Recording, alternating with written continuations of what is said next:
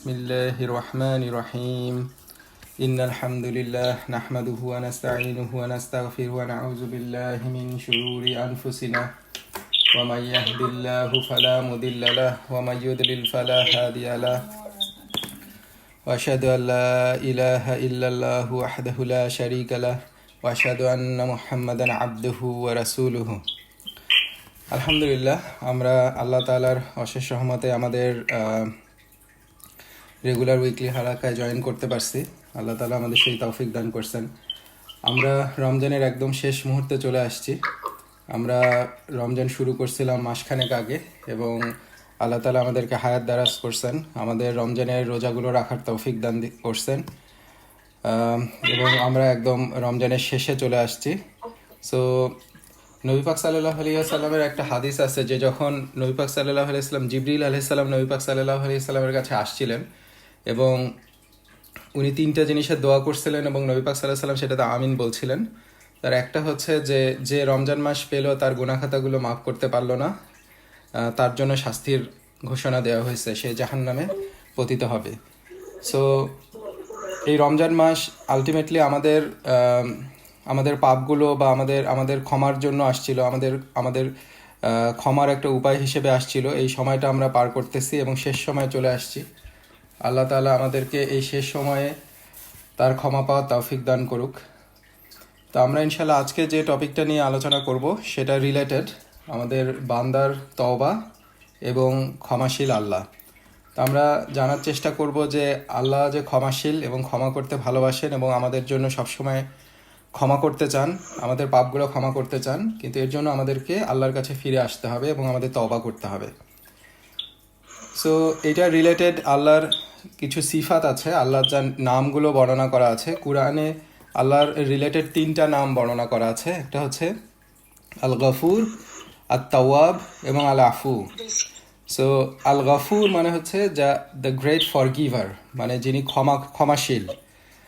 আর তাওয়াব মানে হচ্ছে the acceptor of repentance, তার মানে যে মানে রিপেন্টেন্স বা আমাদের যে তওবা এগুলোকে কবুল করেন। আর আল আফু হচ্ছে সুপ্রিম পার্ডনার, মানে এটাও ক্ষমাশীল, বাট গফুর আর আফুর মধ্যে একটা ডিফারেন্স আছে, আমরা ইনশাল্লাহ সামনে আগালে দেখব। সো এই কোরআনে যে নামগুলো আসছে, এই আল গফুর বা তাওয়াব আর আফু, এগুলো সবসময় কম্বাইন আকারে আসে।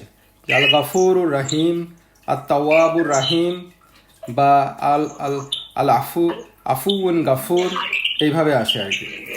সো গাফারাটা হচ্ছে যে আলটিমেটলি এটা ইয়াকফিরু থেকে, এটা মানে হচ্ছে যে টু কাভার সামথিং, কোনো কিছুকে ঢেকে দেয়া। সো আমাদের পাপগুলোকে আল্লাহ তাআলা ঢেকে দেন, এটা হচ্ছে গাফারা। যেমন কেউ মারা যাওয়ার পরে যে তার কবরে যে ডেড বডিটা যখন মাটি দিয়ে ঢেকে দেওয়া হয়, এটাকে বলে মাগফিরা, তার মানে তাকে ঢেকে দেওয়া হয়েছে।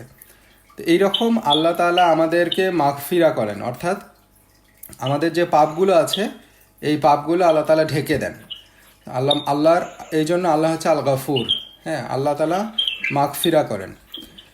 এর সাথে সাথে তাহলে আল আফু মানে একটা কি? আর আফু হচ্ছে যে টু ক্লিন সামথিং, মানে যে আল্লাহ তাআলা শুধু ঢেকেই দেন না, এটাকে ক্লিন করে দেন এবং কোনো ট্রেস থাকে না। যেমন আমরা যে কোনো একটা পাপ করলাম, সেই পাপটা তো আলটিমেটলি কিছু সাক্ষী থাকে। আমরা যে স্থানে করছি, যে জমিন তার সাক্ষী, ফেরেশতারা তার সাক্ষী, আমাদের কিতাবে সেটা লেখা হয়। সো এই জিনিসগুলান হচ্ছে আলটিমেটলি আল গাফুর বলতে যেটা বোঝায় যে আলটিমেটলি এই পাপগুলোকে আল্লাহ তাআলা মানে ক্লিন করে দেন। শুধুমাত্র যে মানে মাগফিরা করেন তা না, শুধুমাত্র যে ঢেকে দেন তা না, এই পাপগুলোকে আল্লাহ তাআলা আমাদের আমলনামা থেকে মুছে দেবেন, এমনভাবে মুছে দেবেন যে এটা শুধুমাত্র আল্লাহ জানবেন, কিন্তু এটার কোনো সাক্ষী থাকবে না এবং এটা ফেরেশতারা আর জানবে না, সব কিছু থেকে এটা ক্লিন হয়ে যাবে। সো এটা হচ্ছে আল আফু, এটা হচ্ছে সেই লেভেলে আল্লাহ তাআলা ক্ষমা করেন, সেই লেভেলে আল্লাহ তাআলা এটাকে মুছে দেন আর কি।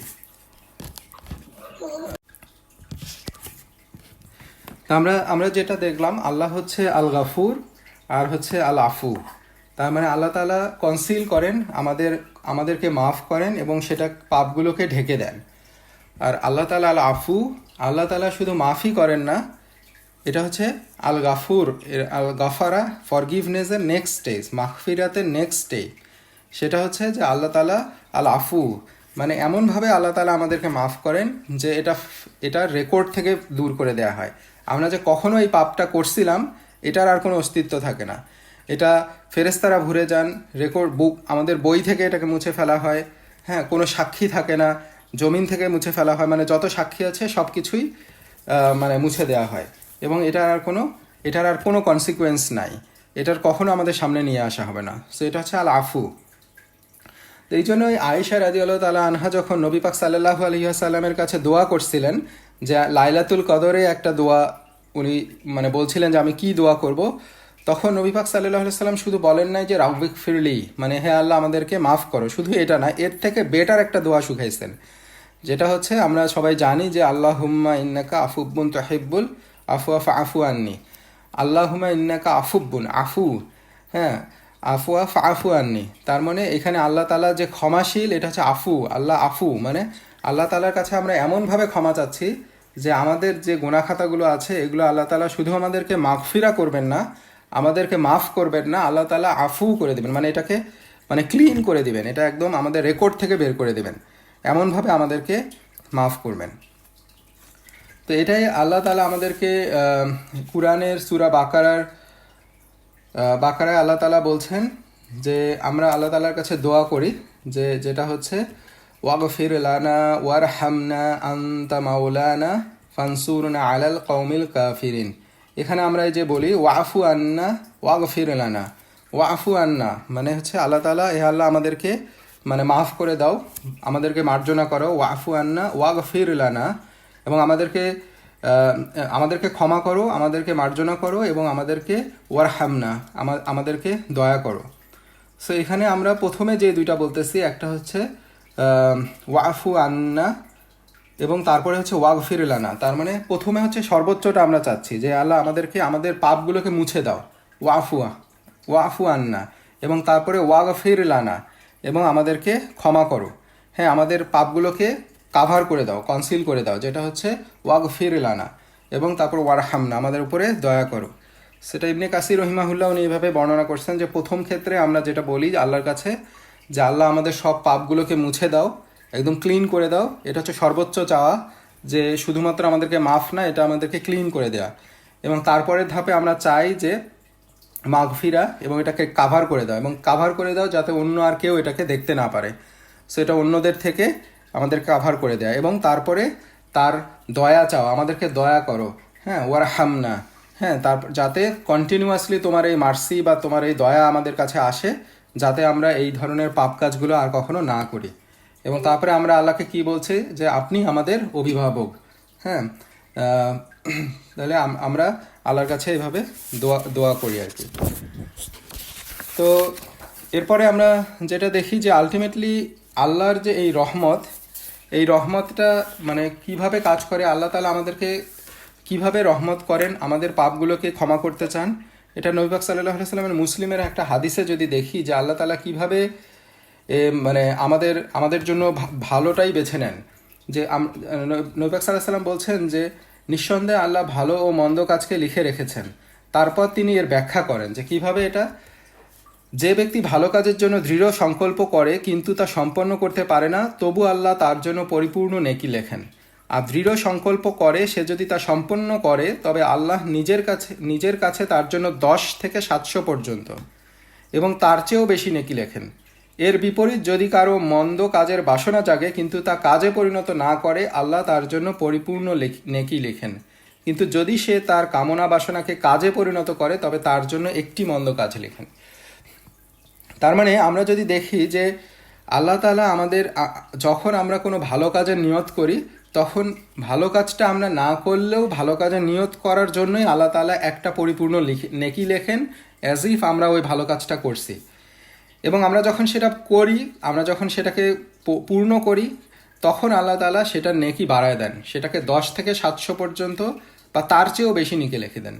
বিপরীত দিকে খারাপ কাজের ক্ষেত্রে কি হয়, আমরা যখন একটা মন্দ কাজ করার চিন্তা করি তখন আল্লাহ তাআলা সাথে সাথে ফেরেশতাদেরকে সেটা লিখতে নিষেধ করেন, যতক্ষণ না পর্যন্ত আমরা সে কাজটা না করি।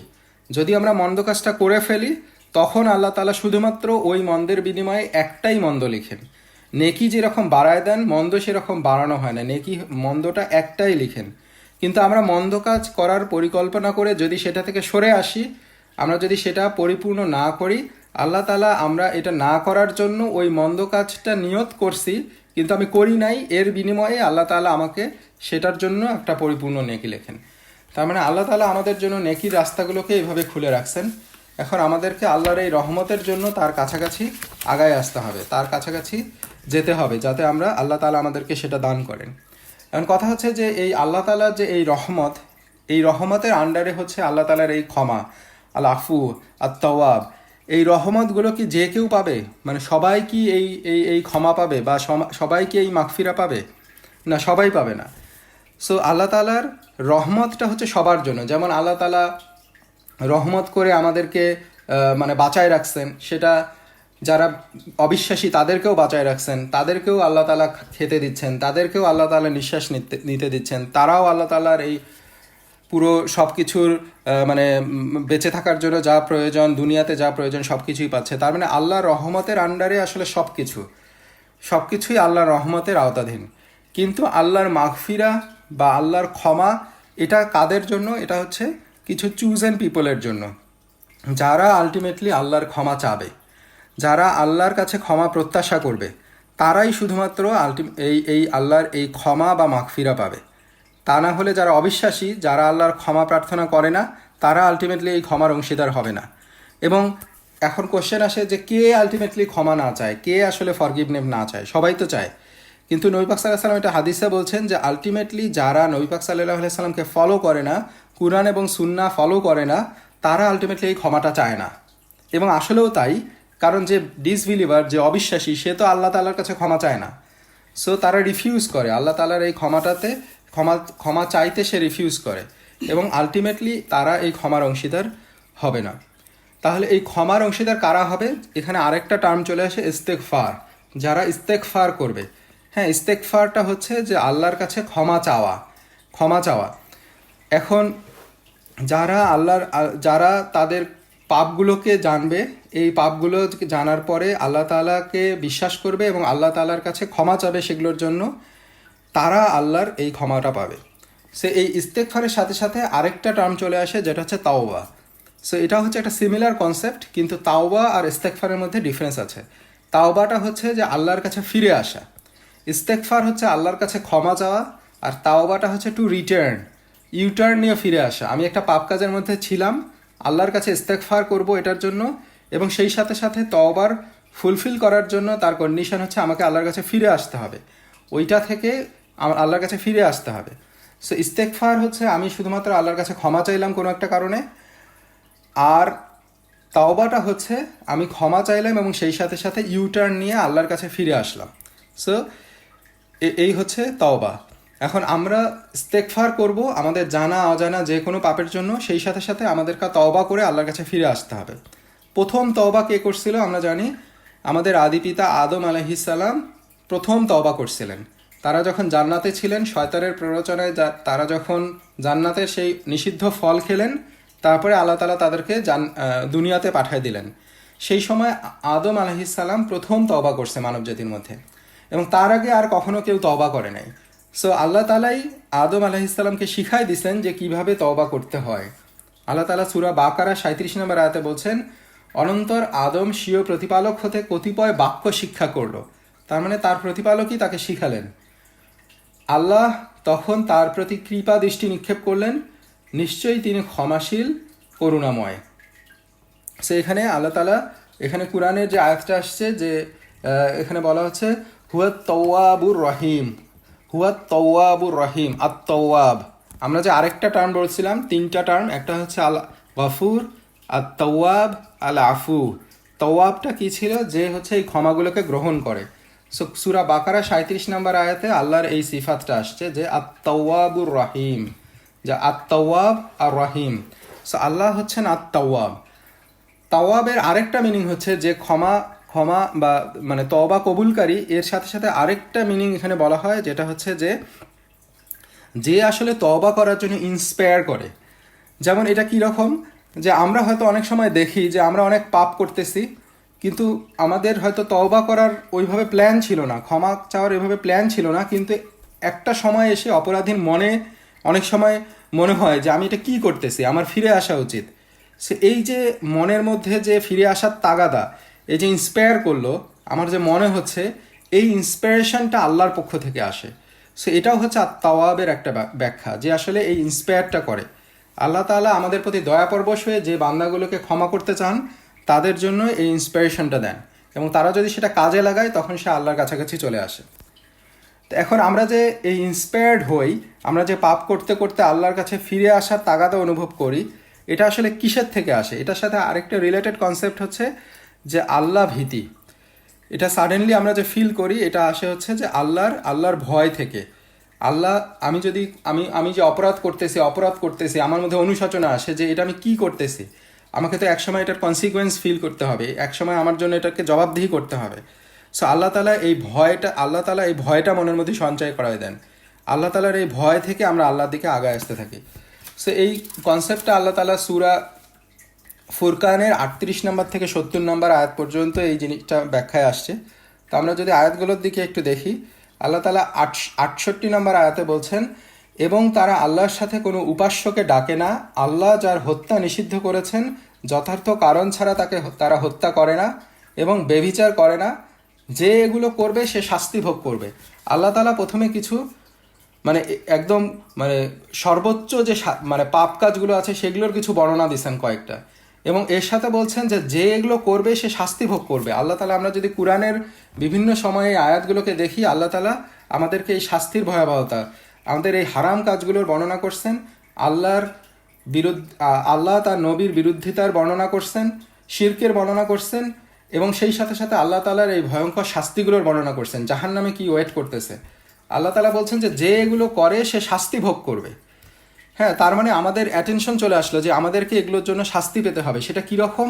69 নম্বর আয়াতে আল্লাহ বলছেন যে কিয়ামতের দিন তার শাস্তি দ্বিগুণ করা হবে এবং সেখানে সে স্থায়ী হবে হীন অবস্থায়। তার মানে আমরা প্রথমে জানলাম যে আমাদের শাস্তি হবে, তারপরে আমাদেরকে আল্লাহ তাআলা বলছেন যে কিয়ামতের দিন সেটা আবার দ্বিগুণ করা হবে। মানে কি ভয়াবহ পরিস্থিতির সম্মুখীন হবে, এবং সেখানে সে নট অনলি একটা অল্প সময়ের জন্য, সেখানে সে স্থায়ী হবে হীন অবস্থায়। এটা হচ্ছে স্থায়ীভাবে সে সেখানে থাকবে। এবং আমরা যখন জাহান্নামের বর্ণনাগুলো দেখি, আমাদের জন্য সেখানে কি খাদ্য হবে, কি পানীয় হবে, কিভাবে অগ্নিতে দগ্ধ করা হবে, সেখানে জ্বালানি কি হবে, আমাদের কি পরিমাণ হিউমিলিয়েশন হবে, এই জিনিসগুলো থেকে আল্লাহর ভীতি আমাদের মধ্যে সঞ্চার হয়, এবং আমাদের এই আল্লাহর ভীতি থেকে আমরা তওবার দিকে অগ্রগামী হই। কিন্তু শুধু কি এই ভয়টা না, এটার পর আল্লাহ তাআলা কি বলছেন, কাদের জন্য এই কনসিকুয়েন্স কাদের হবে না, তাদের আবার বর্ণনা আল্লাহ তাআলা আমাদেরকে জানায় দিচ্ছেন। সেটা যদি আমরা 70 নম্বর আয়াতে দেখি, আল্লাহ তাআলা বলছেন যে ইল্লা মান তাবা ওয়া আমানা। ইল্লা মান তাবা, তার মানে যারা তওবা করবে, না তারা নয়। মানে এই যে উপরে আমরা যে বর্ণনাটা দেখলাম, যারা জাহান্নামী হবে, সেই 70 নম্বর আয়াতে আল্লাহ তাআলা এক্সক্লুড করছেন কিছু কিছু মানুষকে, বলছেন যে এরা হচ্ছে ব্যতিক্রম, এরা ওই জাহান্নামের শাস্তিতে যাবে না। কারা তারা?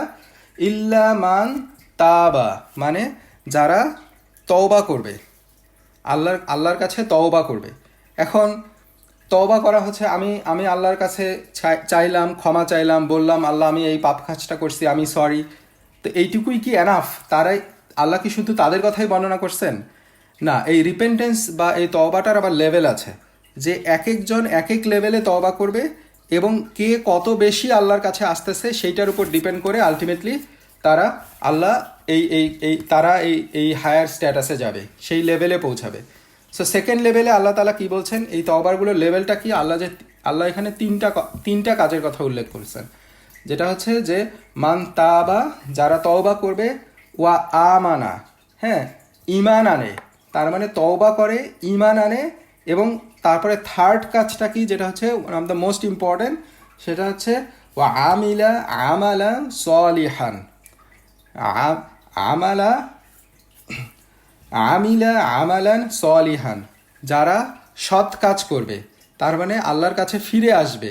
তারা ওই মন্দ কাজ যেগুলো করতেছিল, যে পাপ কাজগুলো করতেছিল, সেখান থেকে আল্লাহর কাছে ফিরে আসবে। তার মানে আল্লাহ তাআলা বলছেন যে এই কিয়ামতের শাস্তি তাদের জন্য, যারা এই অন্যায় কাজগুলো করবে তারা নয় যারা তওবা করে, ঈমান আনে ও সৎকর্ম করে। তার মানে যারা আল্লাহর কাছে তওবা করবে এবং তারপরে কি হবে, তার ঈমানটাকে রিনিউ করবে। সো তওবা করার এই শর্তগুলো ফুলফিল করতে হবে, তিনটা।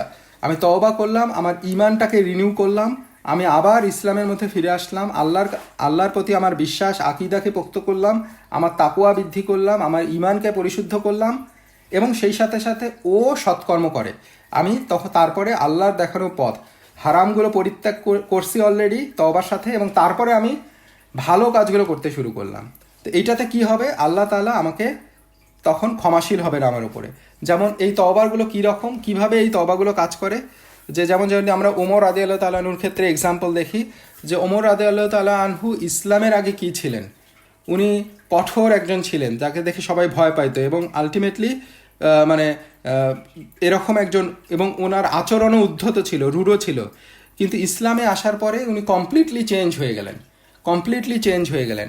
একটা বর্ণনায় আসছে যে যখন ওমর রাদিয়াল্লাহু তাআলা আনহুর কাছে একবার উনি যখন খলিফা ছিলেন, তখন একজন আসছিল ওনার কাছে জাস্ট ওনাকে ক্রিটিসাইজ করার জন্য। ওনার কাছে এসে সে বলতেছিল যে মানে ওমর রাদিয়াল্লাহু তাআলা আনহুকে বলতেছিল যে তুমি ন্যায়পরায়ণ শাসক না, এবং তুমি এটার জন্য তোমার কনসিকুয়েন্স হবে, আল্লাহ তোমাকে পানিশমেন্ট দেবে, এইভাবে তাকে ওমর রাদিয়াল্লাহু তাআলা আনহুকে অপমান করতেছিল। তো স্বাভাবিকভাবে ওমর রাদিয়াল্লাহু তাআলা আনহুর মধ্যে রাগ চলে আসছে। তো এই সময় ওনার পাশে একজন মুসলিম ছিলেন ওমর রাদিয়াল্লাহু তাআলা আনহুর কাছে, উনি তখন আল্লাহর সূরা আরাফের 199 নাম্বার আয়াতটা ওনাকে স্মরণ করাই দিয়েছিলেন, যেটা হচ্ছে যে আল্লাহ তাআলা এখানে বলছেন যে খুযিল আফওয়া ওয়া আমুর বিল উরফি ওয়া আরিদ আনিল জাহিলিন।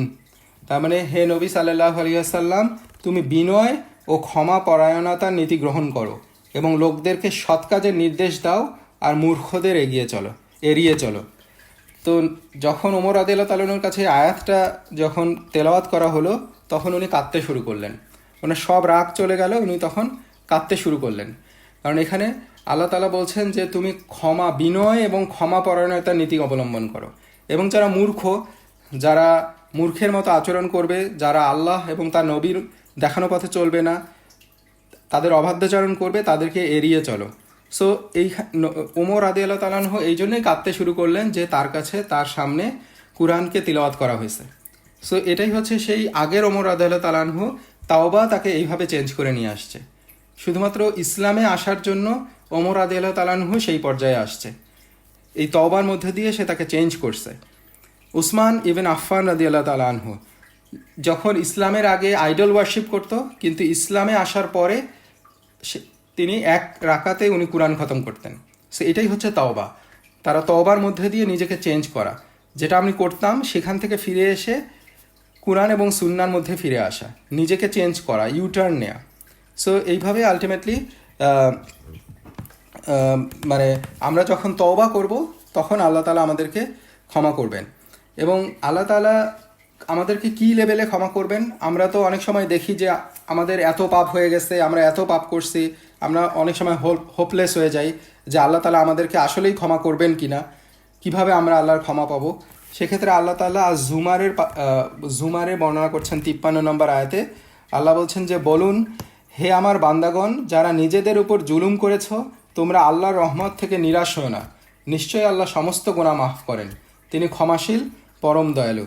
তার মানে আল্লাহ তাআলা এখানে আমাদেরকে বলছেন যে আল্লাহ তাআলা আমাদের সব ধরনের গুনাহ খাতাগুলো মাফ করে দেন।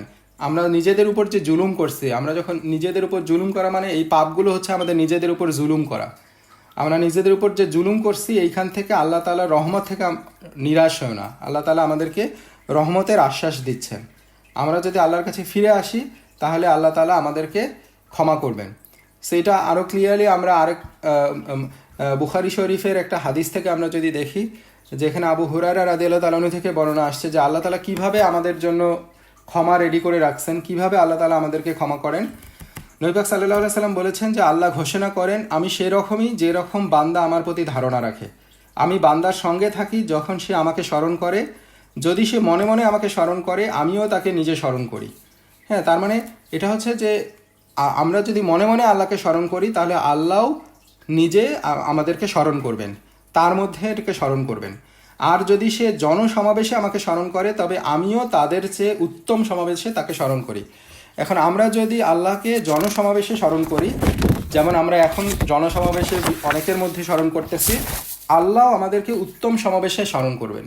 এবং উত্তম সমাবেশটা কি? উত্তম সমাবেশ হচ্ছে ফেরেশতাদের সাথে আলোচনায় আমাদেরকে স্মরণ করবেন। যদি সে আমার দিকে 1 বিঘত এগিয়ে আসে তবে আমি তার দিকে 1 হাত এগিয়ে যাই। যদি সে আমার দিকে 1 হাত অগ্রসর হয় আমি তার দিকে 2 হাত এগিয়ে যাই। আর সে যদি আমার দিকে হেঁটে আসে আমি তার দিকে দৌড়ে যাই। তার মানে আল্লাহ তাআলা আমাদেরকে ক্ষমা করার জন্য প্রস্তুত হয়ে আছেন। আমরা যদি একটু আগায় যাই আল্লাহ তাআলা আমাদের জন্য সেই রাস্তাটা প্রশস্ত করে দেবেন। আল্লাহর আগায় আসার অর্থ হচ্ছে যে আল্লাহ তাআলা তার রহমতকে আমাদের কাছে আরও প্রশস্ত করে দেবেন। আমরা যদি 1 হাত পরিমাণ আগায় যাই রহমতের কাছে, আল্লাহর রহমত আমাদের কাছে 2 হাত আগায় আসবে। আমরা যদি হেঁটে হেঁটে আল্লাহর কাছে চলে আসি, আল্লাহর রহমত আমাদের কাছে, আল্লাহর ক্ষমা, আল্লাহর মাগফিরা, আল্লাহর আফু আমাদের কাছে দৌড়ায় আমাদের কাছে চলে আসবে। তার মানে এইভাবে আল্লাহ তাআলা আমাদের জন্য তার ক্ষমা এবং রহমতকে প্রশস্ত করছেন।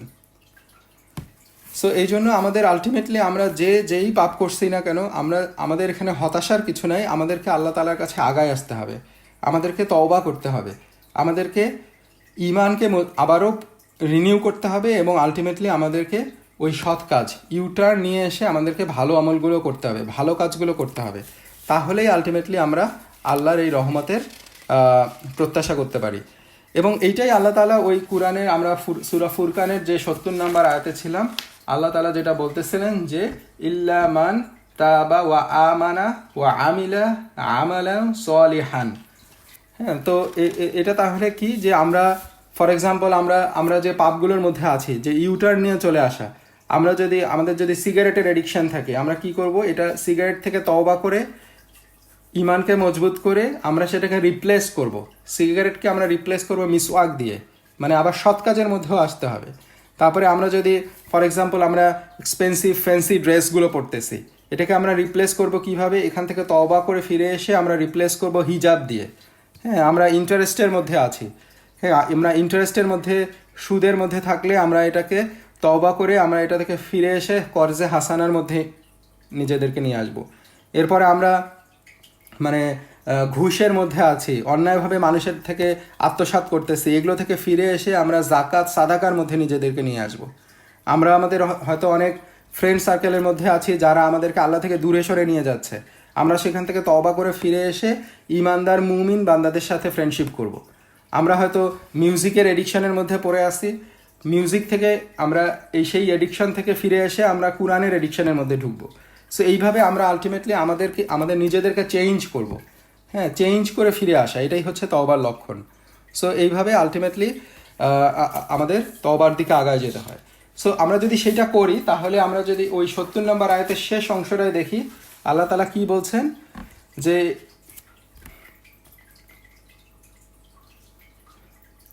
আমরা এই যে ফার্স্টে তওবা করলাম, ইল্লা মান তাবা ওয়া আমানা ওয়া আমিলা আমালান সলিহান ফাউলাইকা ইউবাদদিলুল্লাহু সাইয়্যাতিহিম হাসানা। সো এই জায়গাটা হচ্ছে অ্যামেজিং। আল্লাহর রহমতের সর্বোচ্চ লেভেল কিভাবে আসে দেখেন, আল্লাহ তাআলা এখানে বলছে তারা নয় যারা তওবা করে, ঈমান আনে ও সৎকর্ম করে, আল্লাহ তাআলা তাহলে কি করবেন? শুধু কি আমাদেরকে ওই জাহান্নাম থেকে মুক্তি দিবেন? প্রথমে যে বর্ণনাটা আসছিল যে কিয়ামতে আমাদের শাস্তি দ্বিগুণ করবেন না, শুধু কি তাই না? সেইটা না, আল্লাহ তাআলা তার সাথে কি করবেন? আল্লাহ তাদের পাপ পরিবর্তন করে দিবেন পুণ্যের দ্বারা। সো আমরা যদি একটু ইম্যাজিন করি যে আল্লাহ তাআলা প্রথমে ওই জাহান্নামের শাস্তির কথা বর্ণনা করছেন, এরপরে আল্লাহ তাআলা বলছেন যে এই শাস্তির মধ্যে তারা পড়বে না যারা তওবা করবে, ঈমান আনবে এবং সৎকর্ম করবে। এবং তাদের জন্য কি হবে? শুধু যে ওই শাস্তি থেকে মুক্তি তা না, আল্লাহ তাদের পাপ পরিবর্তন করে দেবেন পুণ্যের দ্বারা। তার মানে আমরা যে পাপগুলো করছি, আমরা যদি খাস দিলে আল্লাহর কাছে তওবা করি, তাহলে আমাদের পাপগুলো আর পাপ হিসেবে থাকবে না, সেগুলোকে আল্লাহ তাআলা পুণ্য দ্বারা পরিবর্তন করে দিবেন। হ্যাঁ, আমরা যদি ফর এক্সাম্পল কেউ যদি 100টা মানুষকে খুন করে থাকে, সো দেখা যাবে যে সে যদি আল্লাহ তাআলার কাছে খাস দিলে তওবা করে, তাহলে আল্লাহ তাআলা তাকে 100টা প্রাণ বাঁচানোর মতো সওয়াব দিয়ে দেবেন। হয়তো তার দুনিয়াতে খুন করার জন্য, মানুষ হত্যা করার জন্য তার যে কনসিকুয়েন্স শরিয়ার বিধান আছে, তাকে সেই শাস্তি ভোগ করতে হবে দুনিয়ায়, কিন্তু আখিরাতে তার তওবার বিনিময়ে আল্লাহ তাআলা সেটা যদি কবুল করেন, তাহলে সেটার বিনিময়ে তার পাপগুলোকেই শুধু মোচন করবেন না, আল্লাহ তাআলা শুধু সেটাকে কনসিলই করবেন না, মুছেই দেবেন না, সেটাকে আল্লাহ তাআলা পাপটাকে পুণ্য দ্বারা পরিবর্তন করে দেবেন। সো এই হচ্ছে আল্লাহর মাগফিরা, এই হচ্ছে আল্লাহর আফু, এই হচ্ছে আল্লাহর ক্ষমা। আল্লাহ তাআলা সোয়াব করেন, আল্লাহ তাআলা পাপগুলোকে পুণ্য দ্বারা সোয়াব করে দেন, এবং এটার থেকে ভালো এক্সচেঞ্জ আসলে আর কিছু হইতে পারে না। এটার থেকে ভালো এক্সচেঞ্জ মানে বিনিময় আর কিছু নাই। সো আমরা আমরা একটা হাদিস জানি, আমরা একটা মানে হাদিসে একজন পাপী ব্যক্তির কথা বর্ণনায় আসছে। আমরা যদি কুইকলি হাদিসটা দেখি, যে হাদিসটার বর্ণনাটা হচ্ছে এরকম যে এক ব্যক্তি সে 99 জন মানুষকে হত্যা করছে। সো 99 জন মানুষকে, এটা আগের কোনো এক সম্প্রদায়ের মানুষ। সো সে 99 মানুষকে হত্যা করার পরে, ওই যে বললাম এক সময় আমাদের মনের মধ্যে অনেক সময় আত্মসমালোচনা আসে, আমরা আসলে চিন্তা করি যে আমি কি পাপের মধ্যে আছি, তার মধ্যেও এই আত্মসমালোচনা আসলো এবং সে মনে করলো যে না, আমাকে ফিরে আসতে হবে, আমাকে আল্লাহর কাছে ফিরে আসতে হবে। তখন সে চিন্তা করলে যে, কিন্তু তার মধ্যে চিন্তা আসলো যে আমি কি এত পাপ কাজ করছি, 99 জনকে হত্যা করছি, আমার কি আসলে কোনো ক্ষমা আছে, আমি কি আল্লাহর ক্ষমা পাবো? তো সে সেটা জানার জন্য একজন আবেদ ব্যক্তির শরণাপন্ন হলো। সো আবেদ ব্যক্তি হচ্ছে যে আসলে আল্লাহর বেশি বেশি ইবাদত করে, নট নেসেসারিলি সে আলেম। আলেম এবং আবেদের মধ্যে ডিফারেন্স হচ্ছে, আবেদ ব্যক্তি আল্লাহ তাআলার অনেক বেশি ইবাদত করে, আর আলেম ব্যক্তি হচ্ছে যে ইবাদতও করে, সেই সাথে সাথে সে রুলিংসগুলো জানে, বিধানগুলো সম্পর্কে তার আইডিয়া আছে, নলেজ আছে। সো যখন এই আবেদ ব্যক্তির কাছে সে গিয়ে জিজ্ঞাসা করলো যে আমার কি কোনো পাপের কোনো মানে আমার কি পাপ মোচনের কোনো আশা আছে, আমি কি আল্লাহর কাছে ক্ষমা পাইতে পারি? সো সে এমনিতেই আবেদ ব্যক্তি, সে সবসময় আল্লাহর ইবাদত করে, সে যখন এই 99টা খুন করার কথা শুনলো, সে তো আসলে ভয় পেয়ে গেল। সে বললো যে না, তোমার আলটিমেটলি ক্ষমার কোনো আশা নাই, কারণ তুমি এত বেশি মানুষকে হত্যা করছো এবং এত জঘন্য পাপ করছো। তো এইটা যখন সে শুনলো, তখন সেই হত্যাকারী সে রাগান্বিত হয়ে সেই আবেদ ব্যক্তিকেও হত্যা করে 100টা হত্যা পূর্ণ করলো। সে চিন্তা করলো যখন আমার কোনো মাফের যখন কোনো আশাই নেই, তখন আর আলটিমেটলি খুন না থেকে বিরত থেকে লাভ কি? সে ক্ষিপ্ত হয়ে সেই ব্যক্তিকেও খুন করে 100টা খুন পূর্ণ করলো। সে এরপরে সে এইভাবেই দিনপাত করতেছে, বাট একসময় আবারও তার অন্তরের মধ্যে সেই ইয়েটা আসলো যে আসলেই কি আমার ক্ষমা নাই? তখন সে এবার খুঁজে একজন আলেম ব্যক্তিকে বের করলো। যখন সে আলেম ব্যক্তির কাছে গেল, তখন সে আলেম ব্যক্তি তাকে বলল যে অবশ্যই তোমার ক্ষমা আছে, আল্লাহ তাআলা যে কোনো পাপকেই ক্ষমা করেন, যে কোনো কিছুকেই ক্ষমা করেন, যদি সে খাস দিলে আল্লাহর কাছে তওবা করে এবং আল্লাহর কাছে ফিরে আসে, সেই পাপগুলো থেকে নিজেকে মুক্ত করে নেয়। তখন সে যখন এটা শুনলো, তখন সে আশ্বস্ত হলো।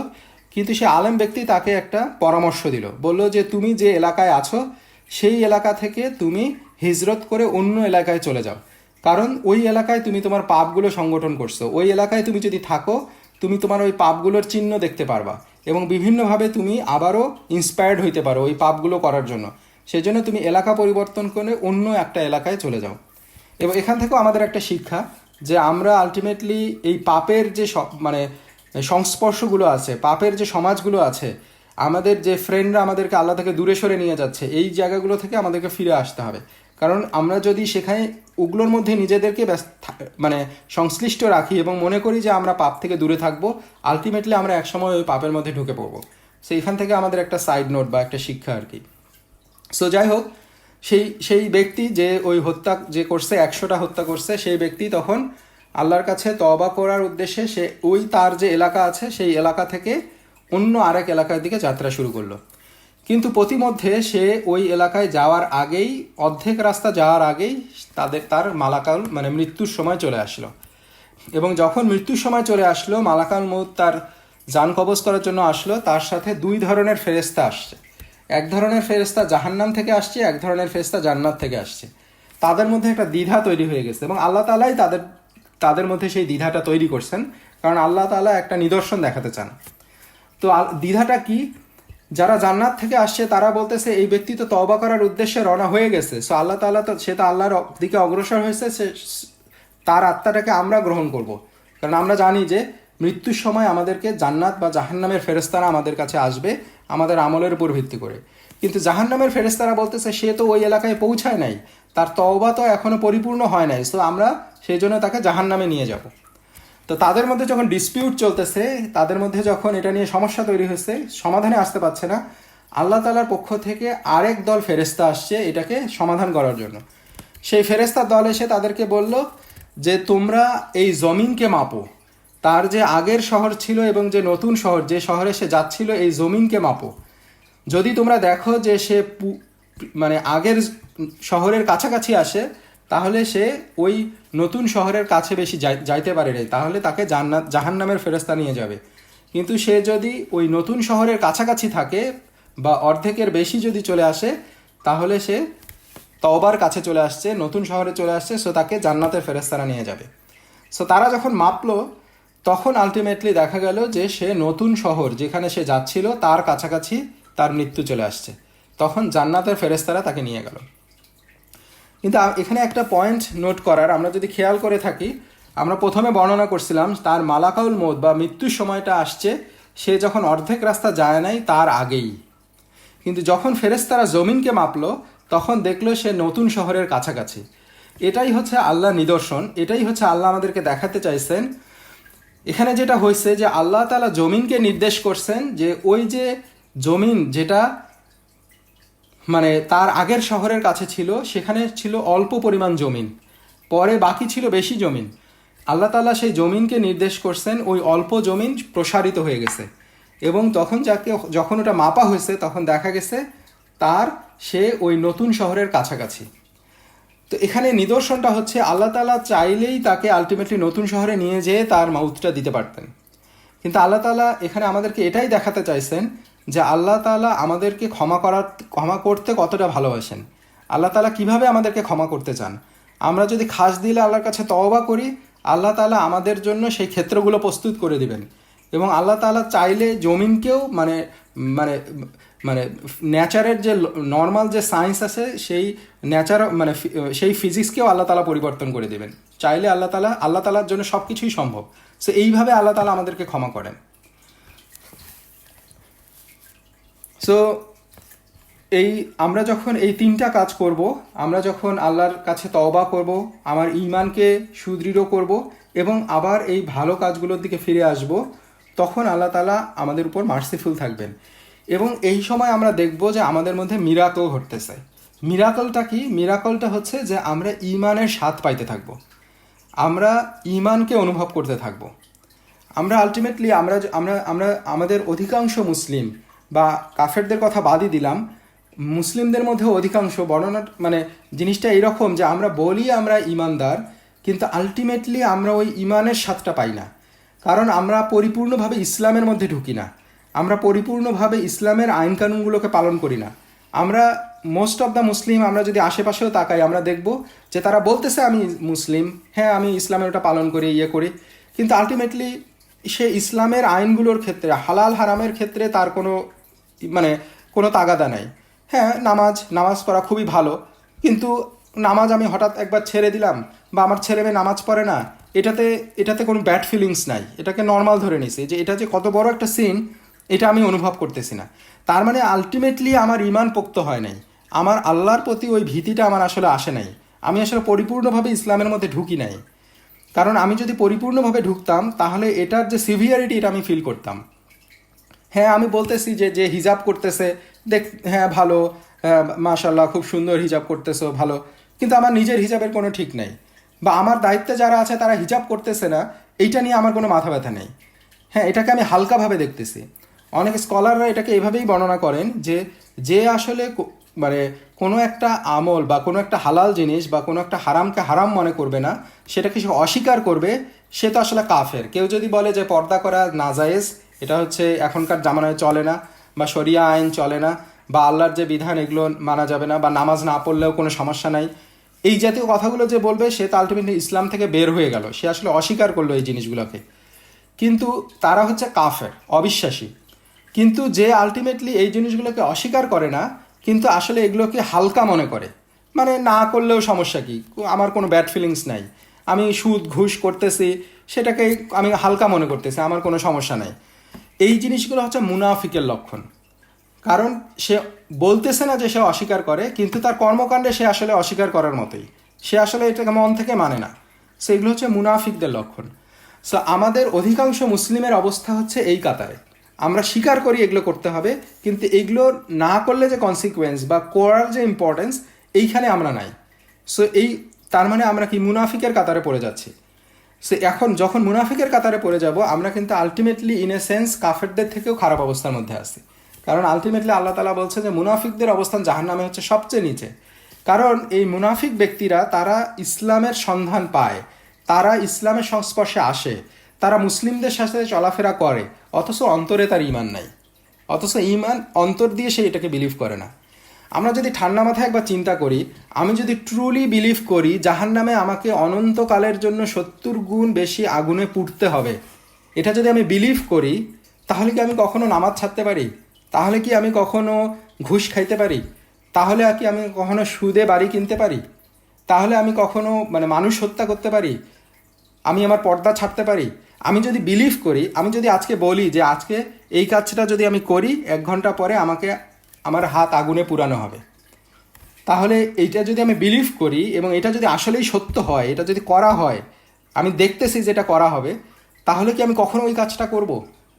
তার মানে এটাই হচ্ছে ঈমানের পরিপূর্ণতা, ঈমানের দৃঢ়তা। আমরা মানুষ হিসেবে আসলে ওই মুনাফিক ব্যক্তিদের ওই ঈমানের ওই লেভেলটাই নাই। তারা আলটিমেটলি আমরা বলি বিশ্বাস করি, কিন্তু আসলে অন্তরে বিশ্বাস করি না। সো এখানে আল্লাহ তাআলা এই তওবার মধ্যে দিয়ে আমরা যখন আল্লাহ তাআলার পথে ফিরে আসব, আমরা যখন আবার ঈমানে, এই জন্য আল্লাহ তাআলা বলছেন যে যারা তওবা করে ঈমান আনে, তওবার পরে আল্লাহ ঈমানের কথা বলতেছেন, তার মানে আবারও সে ঈমানে প্রবেশ করলো। আমি ঈমান, এগুলো তো আমি বিশ্বাস করলাম, আল্লাহর উপর পূর্ণ বিশ্বাস করলাম, আমার তাকওয়া বৃদ্ধি করলাম, হ্যাঁ। তো এরপরে কি করবে? ভালো কাজগুলো করবে। এই 3টা যে করবে, সে আলটিমেটলি এই মিরাকলগুলো দেখতে পারবে, সে আলটিমেটলি আল্লাহর মাগফিরা পাবে এবং ঈমানের স্বাদ পাবে। ঈমানের স্বাদটা হচ্ছে প্রশান্তি, মানসিক প্রশান্তি, যে আমি দুনিয়াতে দাস হিসেবে আসছি, আমাকে আল্লাহ তাআলা যেটা করতে বলছেন, আমাকে আমার প্রভু যেটা বলছেন, আদেশ করছেন, সেইটা আমি করতেছি। এইটার যে শান্তি, আমি কারো অবাধ্য হচ্ছি না। আমি কার অবাধ্য হচ্ছি? এটা কি আমরা চিন্তা করতে পারি যে আমি কার অবাধ্য হচ্ছি? যে হচ্ছে 7 আসমান এবং জমিনের স্রষ্টা, যে এই অসংখ্য মাখলুকাতকে সৃষ্টি করছেন, যে শুধু বলেন হও এবং সেটা হয়ে যায়। এবং আমরা যে এত নক্ষত্র, এত গ্যালাক্সি, এত মিল্কি ওয়ে, এই ইনফাইনাইট লেভেলের এত কিছু কসমোলজি, এটা কে সৃষ্টি করছে? আল্লাহ তাআলা সৃষ্টি করছে। সো এই জিনিসটা আমরা কার অবাধ্য হচ্ছি? এটাকে আমার অফিসের একটা বস আমাকে কিছু বললে আমরা যেভাবে সেটা পালন করার জন্য উদ্গ্রীব হয়ে যাই, সেক্ষেত্রে আমরা যে স্রষ্টা, যে সব কিছুকে সৃষ্টি করলো, তার অবাধ্য কিভাবে হইতে পারি? সো এই যে আমরা যে অবাধ্য হচ্ছি না, আমরা আল্লাহর রাস্তায় ফিরে আসছি, তওবা করছি, ভালো কাজ করতেছি, এইটা আমাদেরকে মানসিক প্রশান্তি দিবে। একটা অবাধ্য কেউ কি আসলে মানসিক প্রশান্তি পাইতে পারে? হ্যাঁ, সে গাফেল হয়ে থাকতে পারে, কারণ যখন সেইটা আসলে তার মধ্যে ওই ঈমানটা থাকবে না, তার মধ্যে ওই বিশ্বাসের দৃঢ়তাটা থাকবে না, তখন সে গাফেল হয়ে থাকবে। কিন্তু যে ট্রুলি বিশ্বাস করে, সে আসলে এইখান থেকে এই অবাধ্য হয়ে সে আসলে মানসিক প্রশান্তি পাবে না। সে কখনোই, যে বিলিভ করে যে আমাকে আগুনে পুড়তে হবে, সে কখনোই একটা মন্দ কাজ করে মানসিক প্রশান্তি পাবে না। সো প্রথমে হচ্ছে আমি ঈমান আনলাম এবং তারপরে আমি ভালো কাজ করলাম, এবং তখন আমার অন্তরের মধ্যে এই শান্তিটা আসবে। এবং এই অন্তরের এই শান্তিটা, এটা শুধুমাত্র ঈমানদাররা পাবে, মুনাফিকরাও পাবে না। তারা ওই অন্তরে সবসময় ফ্লিপফ্লপ সবসময় চলতে থাকবে তাদের মধ্যে, যে আসি নাই এরকম একটা, তার ঈমানের কোনো সে স্বাদ পাবে না, এই জন্য সে পূর্ণভাবে ইসলামে ঢুকবে না। এবং কাফেররা হয়তো এটার আরও কাছে আসবে না। তারা আলটিমেটলি, হ্যাঁ, পৃথিবীতে আমরা দেখব যে তারা সো কল্ড সুখে স্বাচ্ছন্দ্যে আছে। অনেক মুনাফিক মুসলিমরাও দেখব আমরা, যারা মুসলিম কিন্তু মুনাফিক, তারাও অনেক সমাজে অনেক উঁচু উঁচু জায়গায় যাচ্ছে। কিন্তু এন্ড অফ দ্য ডেতে তার অন্তরে কি শান্তি আছে? হ্যাঁ, একটা ফেক শান্তি আমরা করে রাখছি আমাদের সমাজের মধ্যে। যারা অনেক বড় বড় লেভেলে যাবে, আমরা মনে করতেছি সে অনেক ভালো আছে, অনেক আছে, কিন্তু ঘরের কোনায় বসে একজন যে আল্লাহর আবেদ বান্দা, যে আল্লাহর কাছে কান্নাকাটি করে, আমরা কি আসলে এই কম্পারিজনটা কি? আমরা কি দাঁড়িপাল্লা দিয়ে মাপছি কখনো? যে ওর অন্তরে যে শান্তি আছে, ওর অন্তরে যে পরিতৃপ্তি আছে, সেটা কি ওই মিলিয়নিয়ার বা বিলিয়নিয়ারের অন্তরের মধ্যে আছে?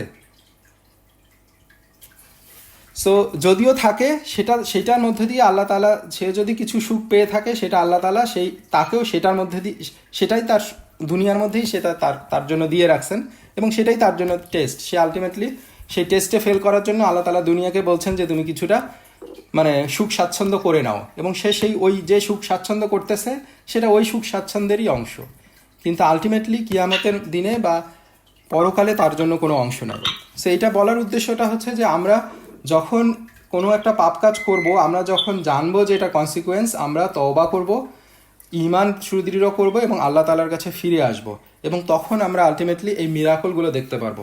আমাদের অন্তরের এই এই এই এই পরিতৃপ্তিটা আমরা অনুভব করতে পারবো, ঈমানের স্বাদ আমরা পাইতে পারবো। সো আমরা ইনশাল্লাহ আর 5-7 মিনিটে শেষ করব। নেক্সট একটা কনসেপ্ট, সেটা হচ্ছে যে আমরা যখন বলতেছি যে আমরা আল্লাহ তাআলার মার্সি চাই, মার্সিফুল, আল্লাহ ক্ষমাশীল, আল্লাহ ক্ষমা করতে ভালোবাসেন, এবং আমরা আল্লাহর ক্ষমা চাই, কিন্তু সেই সাথে সাথে আরেকটা কনসেপ্ট হচ্ছে আমাদেরকেও মার্সিফুল হতে হবে, আমাদেরকেও মার্সিফুল হইতে হবে। যে আমরা যখন আল্লাহর ক্ষমা চাবো তখন আমাদেরকেও মার্সিফুল হইতে হবে। কার প্রতি? অন্যান্যদের প্রতি আমাদেরকে মার্সিফুল হইতে হবে। অন্যান্য যে মানুষরা আছে, বান্দারা আছে, তাদের প্রতি, আমাদের অন্যান্য মুসলিমের প্রতি, অন্যান্যদের প্রতিও আমাদেরকে মার্সিফুল হইতে হবে। কারণ আমরা যদি মার্সিফুল না হই তাহলে আল্লাহ আমাদের উপরে মার্সিফুল হবেন না। প্রফেট সাল্লাল্লাহু আলাইহি ওয়াসাল্লামের একটা হাদিস আছে, যেটা হচ্ছে মান লা ইয়ারহুম লা ইউরহুম, মান লা ইয়ারহুম লা ইউরহুম। সেটা হচ্ছে যে if you don't show mercy you won't be shown mercy. তুমি যদি মার্সি না দেখাও তাহলে তোমাকেও মার্সি দেখানো হবে না, তুমি যদি ক্ষমা না দেখাও তোমাকেও ক্ষমা দেখানো হবে না। তো সেটা কীরকম, আমরা কিভাবে?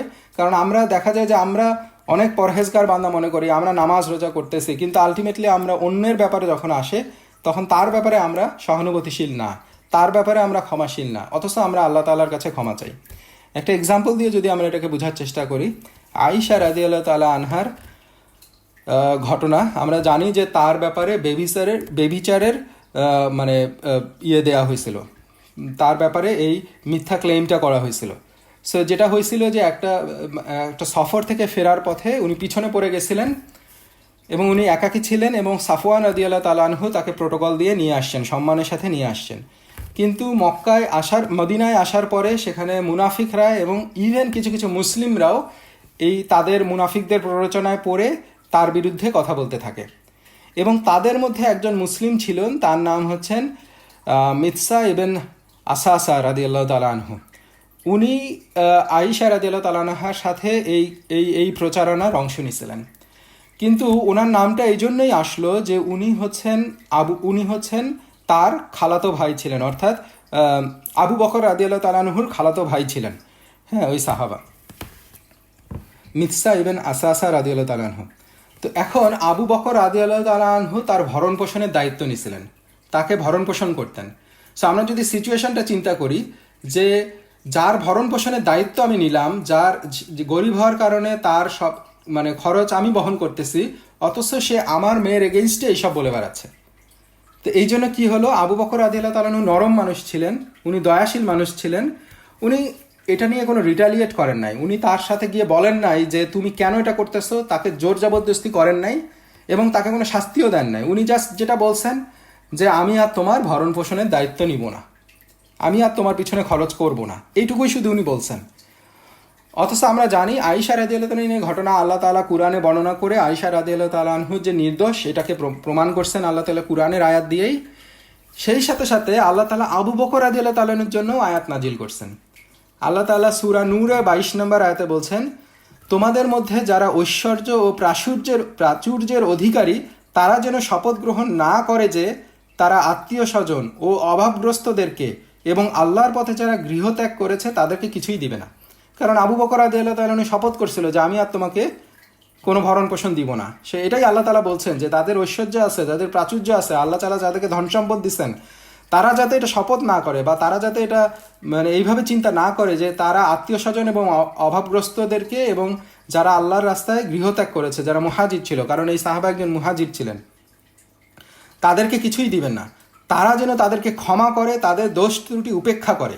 আল্লাহ তাআলা বলছেন না যে এটা সে দোষ করছে, মিৎসা রাদিয়াল্লাহু তাআলা দোষ করছেন, তারা দোষ ত্রুটি করছে, কিন্তু তারপরেও তাদেরকে ক্ষমা করতে হবে।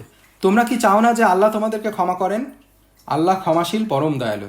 তার মানে তাদের দোষ ত্রুটি উপেক্ষা করে তাদেরকে ক্ষমা করতে বলছেন আল্লাহ, এবং আল্লাহ তাআলা সেই সাথে সাথে স্মরণ করায় দিচ্ছেন যে তোমরা কি চাও না আল্লাহ তোমাদেরকে ক্ষমা করেন? তোমরা কি দোষ করো না? আমরা কি দোষ করি না? আমরা কি পাপ করি না? আমরা কি আল্লাহর অবাধ্যাচরণ করি না? আমরা আল্লাহ তাআলার অবাধ্যাচরণ করি, কিন্তু আল্লাহ তাআলা সেগুলো উপেক্ষা করে আমাদেরকে ক্ষমা করে দেন। আমরা যখন তার দিকে একটু আগায় আসবো, তখন আল্লাহ তাআলা আমাদেরকে সেই পাপগুলো থেকে ক্ষমা করে দিবেন। সেই জন্য আলটিমেটলি অ্যাজ এ মুসলিম আমাদেরকে অন্যদেরকেও, আমি যখন আল্লাহর ক্ষমা চাইব, তখন আমাদেরকে অন্যদেরকেও ক্ষমা করতে হবে, অন্যদেরকেও ক্ষমা করতে হবে।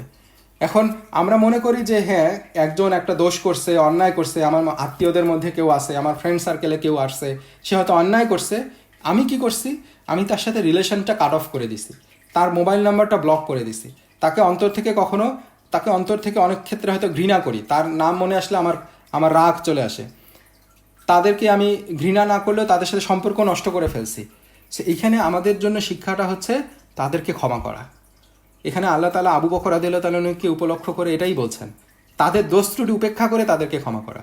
কারণ এই দুনিয়ার জীবন অল্প কিছু দিনের, দুনিয়া কে কাকে চিনবে, কয়টা মানুষকে আমি করছি, আমি কোথায় থাকবো, এই বিলিয়নস মানুষ আছে, আমি চলে যাওয়ার পর আমাকে কে স্মরণ করবে, কে স্মরণ করবে? আমাদের দাদা তাদের দাদাদেরকে হয়তো 1 জেনারেশন 2 জেনারেশন পর্যন্ত আমরা নাম জানি, তারপরে তো নামও জানি না, কে আমাদেরকে স্মরণ করবে? আমি চলে যাওয়ার পরে কে আমাকে স্মরণ করবে? কয়েকজন মানুষ, কিছুদিন, তারপরেই শেষ। অথচ এই রেষারেষি, এই বিদ্বেষ, এগুলো আলটিমেটলি কনসিকুয়েন্সগুলো আমাদেরকে বয়ে বেড়াইতে হবে অনন্তকালের জীবন পর্যন্ত। সেই জন্য আমরা যদি আল্লাহর ক্ষমা পাইতে চাই, আমাদেরকেও ক্ষমা করতে হবে। যাদের সাথে আমরা রেষারেষিতে আসি, আমাদেরকে সেগুলো বন্ধ করতে হবে। অ্যাটলিস্ট সম্পর্কটা আবার স্থাপন করা, যে ভাই তোমার সাথে আমার এটা হয়েছে, হ্যাঁ আমরা একটু দূরত্ব যদি একটু চলে আসে, আমরা যদি কাছে কাছে গেলেই আবার রেষারেষি হয়, দূরত্ব, সেটা আমরা রেষারেষি যাতে না হয় এই জন্য দূরত্ব রাখলাম, কিন্তু সম্পর্কটা কাট অফ না করা, তাদেরকে ক্ষমা করে দেওয়া। একবার এক সাহাবাদের মজলিসে নবী পাক সাল্লাল্লাহু আলাইহি ওয়াসাল্লাম উপস্থিত, একজন লোক আসলেন বাইরে থেকে। নবী পাক সাল্লাল্লাহু আলাইহি ওয়াসাল্লাম তাকে দেখে বললেন, এই ব্যক্তি জান্নাতি। এরকম পরপর 3 বার মোস্ট লাইকলি হচ্ছিল, তাকে বললেন এই ব্যক্তি জান্নাতি। তো ওখানে একজন সাহাবা ছিলেন, উনি চিন্তা করলেন যে এই লোক কেন জান্নাতি, নবী পাক সাল্লাল্লাহু আলাইহি ওয়াসাল্লাম এটার কারণ বর্ণনা করেন নাই। উনি তখন এটাকে বের করার চেষ্টা করলেন যে সাহাবা কেন জান্নাতি। তখন উনি যখন পিছনে ওনাকে ফলো করতে থাকলেন এবং শেষ পর্যন্ত দেখলেন যে উনি এক্সট্রা কিছুই করেন না। তো ফাইনালি যখন উনি জিজ্ঞাসা করলেন, কোনো কিছুই এডিশনাল কিছু না পেয়ে উনি যখন জিজ্ঞাসা করলেন যে আপনাকে জান্নাতি বলা হয়েছে, আপনাকে কেন জান্নাতি বলা হলো? আমি তো দেখি না যে তুমি বেশি রোজা করো, দেখি না তুমি বেশি ইবাদত করো, দেখি না বেশি তুমি দান সাদাকা করো, তুমি তো নর্মাল আমাদের মতোই করো, বা এরকমই তুমি নর্মাল, তো তোমাকে কেন তুমি কেন জান্নাতি? তখন সে বলছিল যে আমি এক্সট্রা আসলে কিছুই করি না, কিন্তু আমি একটা জিনিস করি, আমি যখন রাতে শুইতে যাই তখন যত মুসলিমের প্রতি আমার যত রাগ বিরাগ আছে বা হিংসা বিদ্বেষ আছে, সব কিছু আমি শেষ করে দিই, কারো প্রতি আমি আমার কোনো অভিযোগ রাখি না। সো এটাই হচ্ছে মাগফিরা পাওয়ার একটা ওয়ে। তো ফাইনাল জাস্ট 2 মিনিটে যেটা শেষ করব, এটা হচ্ছে যে আমরা আসলে কেন তওবা করি না, আমরা আল্লাহর কাছে কেন ফিরে আসি না। সো এগুলো বিভিন্ন কারণে ফিরে আসি না। তার একটা এক্সট্রিম হচ্ছে আমরা আসলে আল্লাহর ভয়ে ভীত না, আমরা ফিল করি না আল্লাহর পানিশমেন্টটা। পিয়ার প্রেশার, আমরা আশেপাশের মানুষদের প্রেশারে পড়ি। আমি যদি আজকে দাড়ি রাখতে শুরু করি, আমি যদি আজকে ঘুষ থেকে নিজেকে সরায় নিয়ে আসি, আমি তো আমার এই লাক্সারিয়াস লাইফ লিড করতে পারবো না। তখন লোকজন বলতে শুরু করবে এই গরিব হয়ে গেছে, এতদিন ফুটানি মারতো, এখন তো আর কিছুই নাই। এই যে মানুষের কথা শুনতে হবে, এই জন্য আমি আসলে আমার ঘুষ থেকে বের হয়ে আসতে পারি নাই। তারপরে এই জন্য আমি আমার হিজাব রাখতে পারি নাই, এই জন্য আমার দাড়ি রাখতে পারি নাই। আমি মসজিদে সবসময় গিয়ে নামাজ পড়লে আমাকে পিয়ার প্রেশার, আমাকে ধরা হবে, জঙ্গি বলা হবে, এই জন্য আমি মসজিদে সবসময় যাই নাই।